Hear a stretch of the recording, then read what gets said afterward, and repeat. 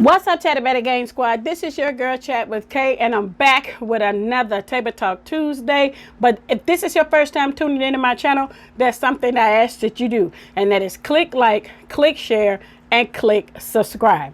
And then turn on your notification bell so you can be notified each and every time I upload another video, because ain't no telling what I'm going to do. Today, I'm going to be talking to Jansen. He's going to call here in a second, and we're going to be talking about the effect of children being raised and grown up and all those different things when they have an incarcerated parent, and how that affects the children, and also how it affects the fathers. Jansen was, I think his son was like 2 when he got incarcerated. So he had to grow up while Jansen was in prison this whole entire time. So you guys know me, know that Jansen, I have a little one that is incarcerated. So you know this is this is firsthand information, firsthand experience, and all those different things. He will be calling here in a minute. Hopefully the volume and everything is okay and it's clear, because I told him, I said, hey, trying to go somewhere where it's quiet because I hear all the noise in the background. So I'm gonna pray that this comes out well. If it doesn't, I apologize in advance, but I still want you guys to understand how children are affected when they have fathers, in this case, fathers that are incarcerated, and then how that it affects the child growing up without their dad. Now, Jansen and Christopher, they are very close. Okay, they have an unbreakable bond, in spite the fact that he had to grow up while his father was incarcerated.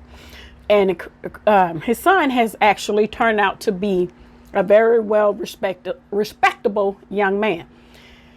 But he still have some hurt, because he misses dad. Of course, he loved his father and all those different things. His image of his father has not been tainted in any way, not at all. They've talked about the good, the bad, and the ugly. Okay, and he still is very involved in his son's life. He is, even despite of him being incarcerated. Now, we haven't been able to see him due to the whole situation that's going on in the world. We are not able to, I haven't been able to see him in a while. So I've been trying to set up video visits for him and all those different things, so that he could, try to keep his head space in a good head space. But I will say this, with this situation, you have the guilt of the, in this case, the father. You have the guilt of him being incarcerated, when he said, due to his actions or his involvements or things that he was wrapped up in his life that led him to where he's in today. And we'll be right back into that conversation as soon as he called, because I don't want this video to be too long. I just wanted to do my introduction and get him on the phone. So as soon as he called me, I'll be right back. Okay.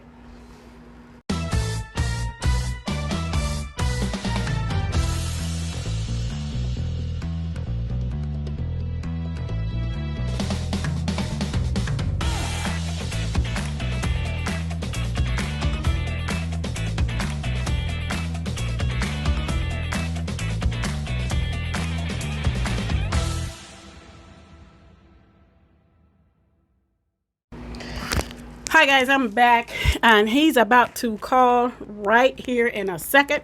So I just said I want to go ahead and start the conversation back up when he get ready to come in. This is a real prison call. I did this before. Remember, this is a real prison call. This is not a game, okay?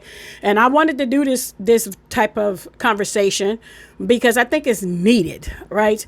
And even though I said before, everybody in prison is not a criminal, okay? So we're going to try to do our best to hear his side and hear how he hears. Okay, the call is coming in. Let's just see. Hello, this is a prepaid call from Jansen. an inmate inmate at the Indiana Department of Corrections. We're working on this part. Correctional Facility. To accept this call, press 0. Your current balance is $51.03. This call is from a correction facility and is subject to monitoring and recording. Thank you for using GTL. Hello. Okay. So that's a whole lot better because the noise is not in the background. I don't know. I think it's just because of your tablet. But the video is already playing. So we just going to jump right into the conversation. Because what I was talking about to get your perspective of how it is. Because you had to, your son, I put it like this. Your son had to grow up with you being incarcerated. But you still was very active in your son's life. Is that a fair statement to say? Definitely a fair statement. You got to speak up. I can't hear you. I said, yeah, I've always been in his life from the time he was a baby. Right. So that's what I wanted to tell. That's what I wanted to kind of touch on. Just because you are incarcerated, that does not mean that you can still not be a parent. Because you, when it came to your son, I'm not going to put his name in this video, but when it came to your son, you were still able to, correct him if he had bad behavior. And then you was also still able to reward him when he had good behavior. Prior to you coming on to this video, I explained to them that you are, and that you and your son have a very well respected relationship with the two of you, even though he still sometimes feels the hurt of you being incarcerated, but you guys still have a unbreakable bond. Can you kind of elaborate how, so if any other fathers who may be struggling to have that connect with their children because they are incarcerated, how were you able to still have a very unbreakable bond with your son, even though he's been, I think he was 2 when you was incarcerated? Yeah. Okay. It's just turned 2. All right. The reality to that situation is this here, though. In order for a child to have any kind of strong relationship with their father that's locked up. Can you speak up a little bit? Okay.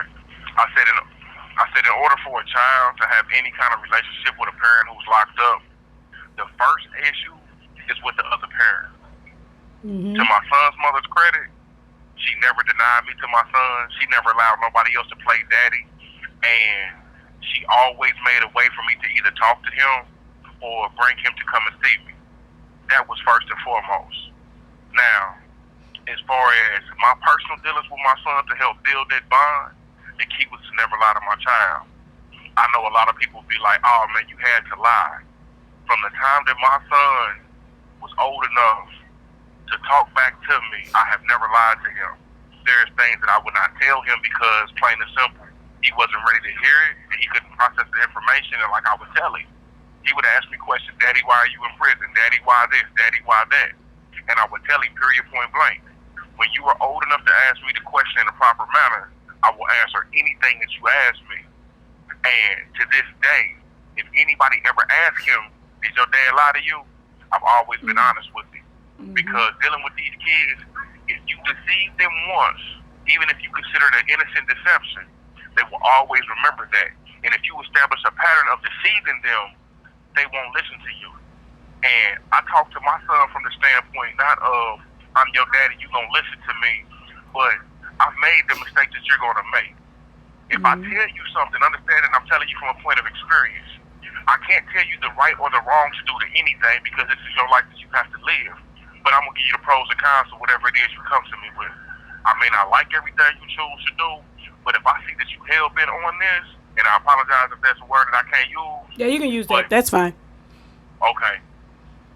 But if you're determined to take a certain path that I don't agree with, I'm going to give you the pros and cons to it, and I'm going to love you regardless. I can't browbeat my child about what you better not do, what you better not do, and my life is a textbook of what not to do. I talk to him from the standpoint of how I wish people had to talk to me because growing up, I remember the people telling me to do as I say, not as I do. I remember the long preachy sermons that people used to try to give me, the scary straight stories. And when it's all said and done, they had to earn my respect for me to listen to them. That's the killer part about it. Mm-hmm. A lot of people get to the point to where they've done their dirt and they have kids and they get to an older stage of life and they want to forget who they really were at 14, 15, at 18, 19, at 20, 21.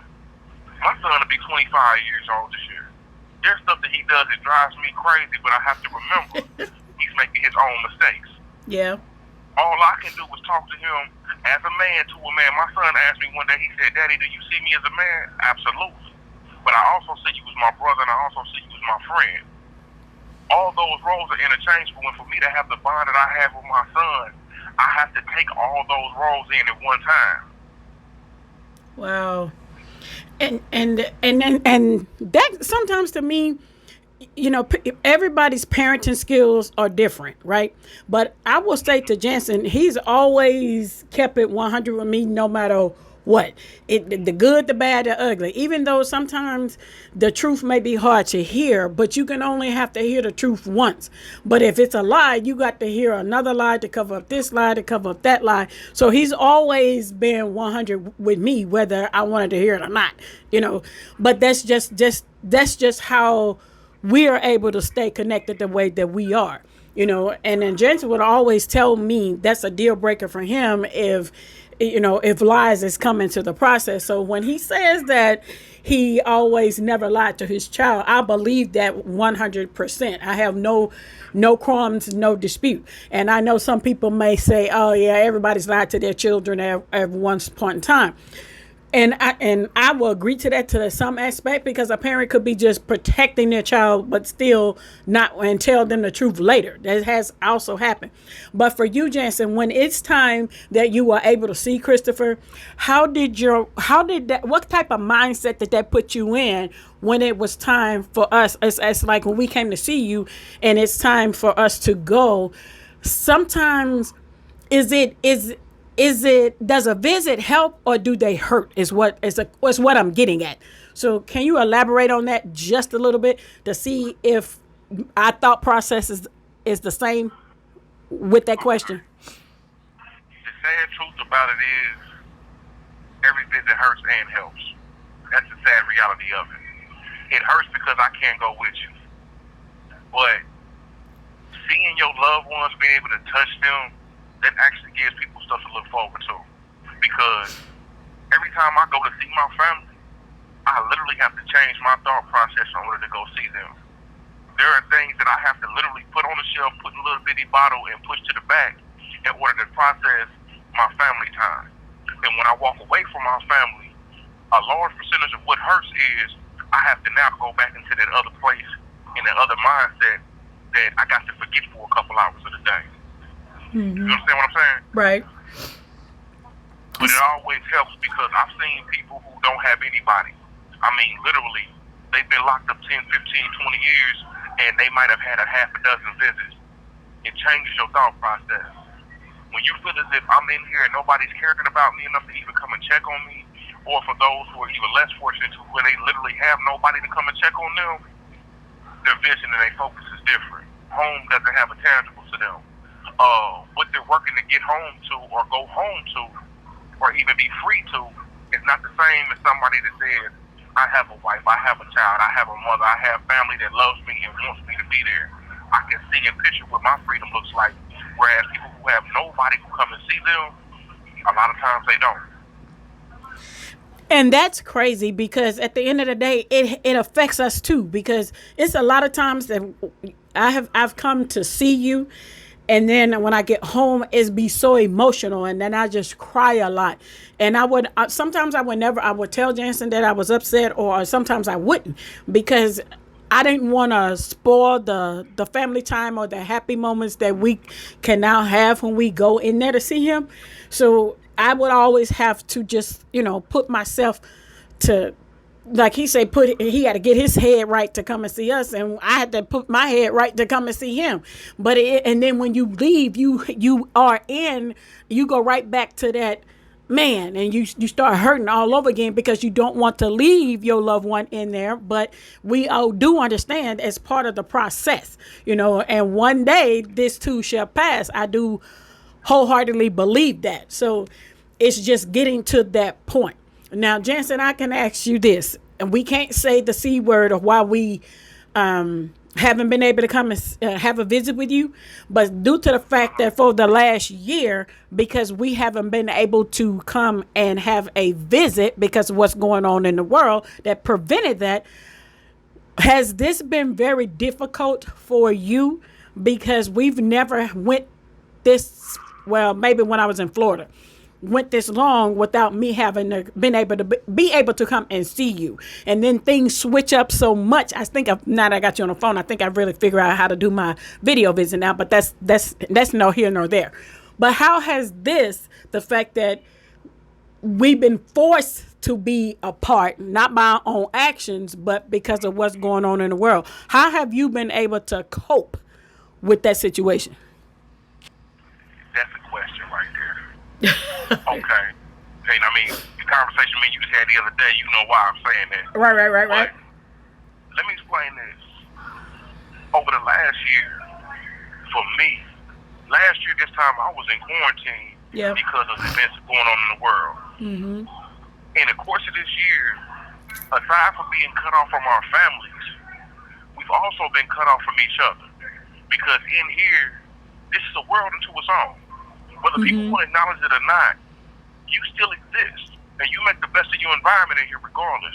You still have religious calendars, you still have school, you still have social events.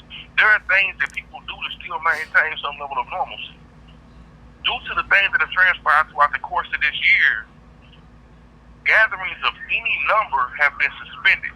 There is no more church groups. There is no more social gatherings. There are no more mentoring programs. As a result of that, in the last 2 months, 3 people that I've been around for the better part of 20 years have died. Two have committed suicide. One, he had a heart attack and died, but there's a disease of the mind that is going on to where people who usually at least once or twice a week had the opportunity to interact with their elders, their brothers, their peers, those who they would turn to with their troubles to help unload and find some kind of solace, they've lost that. And as a result, a lot of people have turned to various alternative means to cope with reality. Some have decided they didn't even want to be here no more and have taken that step to where they no longer own this existence. This year has altered the bond that a lot of people have with each other as well as their family. And for those who didn't have a strong foundation to start with, this will destroy them. For those who've had a strong foundation, I honestly say me and my wife have had a strong foundation. This done tried us.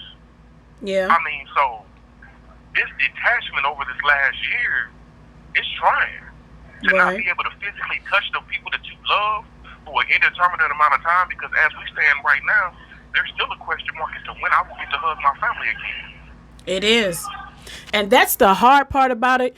And we have to really try to accept it for what it is right now until we see things change.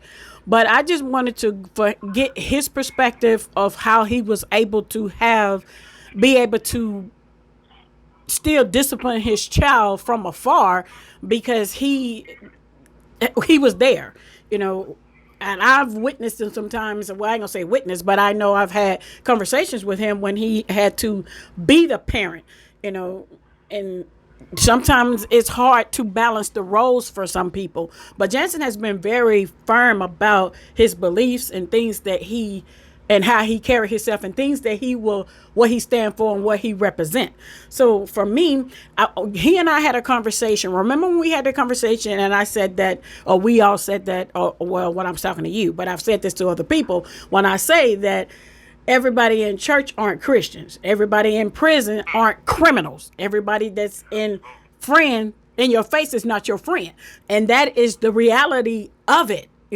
So when I said that, Jensen, when I said I had to close my circle because the way I was going in my life, thing has to be changed. Because when you start calling yourself wearing that pastor hat and the people don't accept change, you have to, love them from afar. I still love them, but at the same time, they have to meet me where I'm at. And sometimes as a parent who have a child who has a parent that's away, whether it's a father or a mother, that they're separated due to incarceration, it does affect them, but it does not give them an excuse to act up either. Because some kids, okay, go ahead. Let me add it to it. See, the whole thing about the not telling a lie, Mm-hmm. and that's the thing that a lot of people going, oh man, there's something more to that. Let me explain this to you. Go ahead. I live in a reality. Yeah. There is no sugarcoating. There are no sprinkles. There is no chocolate sauce to make this more palatable. No, you don't. This is the reality that I live in every day. Man. So with that being said, if I delude myself to believe that if I tell you something fictitious today, it's going to make my tomorrow easier, that means tomorrow that I got to keep on figuring out something else fictitious to keep telling myself. Mm-hmm. To me, that's the same thing as people that get high to take care of reality. Right. When you run out of drugs, you still have to face reality. Yep. So when I say that I don't lie to my child, there are times where I flat out tell him, this ain't for you. And I won't tell him. However, truth is something that even a baby can accept. People will lie to kids about death. They'll lie to kids about Easter bunnies and whatever else they don't want to really explain. The lies ain't for the person you lying to. The lies is for you because you don't want to face that level of reality. And then when you get to the point to where you are forced to face that level of reality, it usually breaks you. Right. Because you have done so much not to face it, you're being forced to deal with something that you try to hide from. That is so true. About the disconnect between children and their parents in prison, you have to remember. I'm going to use my son for an example. His entire life he was told that your daddy's in prison because of the things that he chose to do. They told my son that I didn't want to be in his life. They told my son that I chose a lifestyle that had nothing to do with him and I didn't want him. Every time he asked me this, I told him a truth. My son probably about 2-3 years ago sat me down and was like, Daddy, I want to tell you something. I went and looked your case up. I read your case from cover to cover. I wouldn't ask my cousin this. I asked my uncle this. He started asking questions about the people that knew me. And he said, Daddy, everything that you ever told me was true. He said, everything that they told me about you, he said, yeah, they was telling truths, but they was lying to me about it. Yeah. Everything you ever told me balanced out, and it was the truth.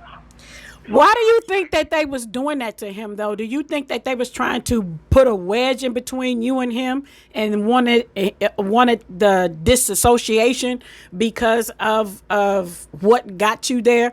Do you think that played a part in, or you just think that they was being messy? Both. Okay. Both. They was being messy and they were trying to put a wedge in me and my child's life. But that's not fair though, because you can't turn off who your parents are. You can't turn off, oh, you're not my mother. Once you come out of the hoo-ha, that's your mother. Once you plant the seed, that's your father. No matter what, we can't change parents if we wanted to. Now, granted, some step parents have stepped up to the plate, whatever. But at the same time, as one thing about your baby mother, you said it a few minutes ago that she did not allow Joe Blow from Kokomo to be daddy. She left that completely up to you. So if you don't have that, if you don't have the mother on board to say, and I give hats off to her for her to say, hey, I'm your mom and this is your dad. At the end of the day, it is what it is and going to be what it's going to be, and it is what it was. But you also have parents who, if they got mothers who have fathers that are incarcerated, and they may have lengthy prison sentence for whatever reason or whatever, and like I said, everybody in prison is not criminals. Hello, somebody. Now, right there. Let me chime with that. You made a statement. You said everybody in church ain't Christians and everybody in prison ain't criminals. Yeah. Now, to take that, go along with what we're talking about. Everybody is in prison committed an illegal or criminal act, but that does not make you a criminal. A criminal is a person who endeavors in a particular way of life 24 hours a day, the same thing as a profession. Now, with that being said, I did criminal activities. Was I a criminal? To a degree. However, this is where people mess up, and this is where people fail to remember what's really going on in life. That could easily be you. Yep. Mm-hmm. When you ask the question as far as why they did that with my child, the difference was it wasn't them. Because when people do the illegal stuff that they do throughout the day-to-day, and they get away with it, it's fine and good. Mm-hmm. But as soon as they get caught and they get thrown in the same carload with me and the people that are locked up with me, the first words out their mouth is, hold on, that's different. Now they want a sympathetic ear. Now they want us to be compassionate and understanding to what they're going through. However, like with my situation, oh, that's different. He did this, he did this. But what's failed to be understood is this here though. The only difference between what I did and what you may have not gotten caught for is just that you didn't get caught. Right. And I've said this on my channel, and we're gonna end this because I don't want the video to be too long. I've said this on my channel when it comes to your defense, because like I said, if had I not changed my ways, I could easily had a DOC number myself, easily. So you have to be able to understand that at some point in time, there is change in someone. No one is perfect. Nobody. No one is without sin. Everybody has done something. I don't care what nobody say. It may be hard to hear, but everyone has done something in their life that they shouldn't have done. Okay. They might not want to come out and say it, and they can say, oh, I've never did anything. Then you lying to yourself. That's just that's just me. But for me, I can say I was that person that could easily have DOC number just like Jansen. But unfortunately, I was able to turn away and not end up in that situation. But again, like I said, everyone in church is not Christians. Everyone in prison is not criminals. And everyone that's in your face is not your friend. So I live my life with that right now. I really, truly do. And Jess is on this phone, and you guys have heard me say in my videos, in the comment sections, don't come for this one. Don't come for Jansen, because you do not want to see that side of me. So we're going to keep it cute in the comment section, because I defend this man wholeheartedly. And I would never leave him under no circumstances. I will always be by his side no matter what. And people around me has now know that I would always be there for Jansen, so they don't even bother me with it anymore. So is not allowed. Please try again later. I don't know, it got cut off for some reason. It said it was dialing numbers, and I really wasn't dialing numbers, so I don't know. But it is what it is. So I'm just going to end it right here. Hopefully you guys heard Jansen say something that will help you if you have a child that has a parent, a mother, father that's incarcerated. It is hard. It is help out there. It is resources out there. It is counseling out there. It is big brothers, big sisters that's out there. It's a lot of things out there, okay, that can help these children along the way. And if any child is being bullied because they have a mother or father that is incarcerated, that is still a no-no as well. Okay, so I'm going to end it with that, and hopefully you heard Jansen say something that will help you if you have a parent that's absent due to incarceration. And I will end this Table Talk Tuesday, and I'll see you guys next week with whatever the topic's going to be on Table Talk Tuesday, and I'll see you guys later. Bye-bye.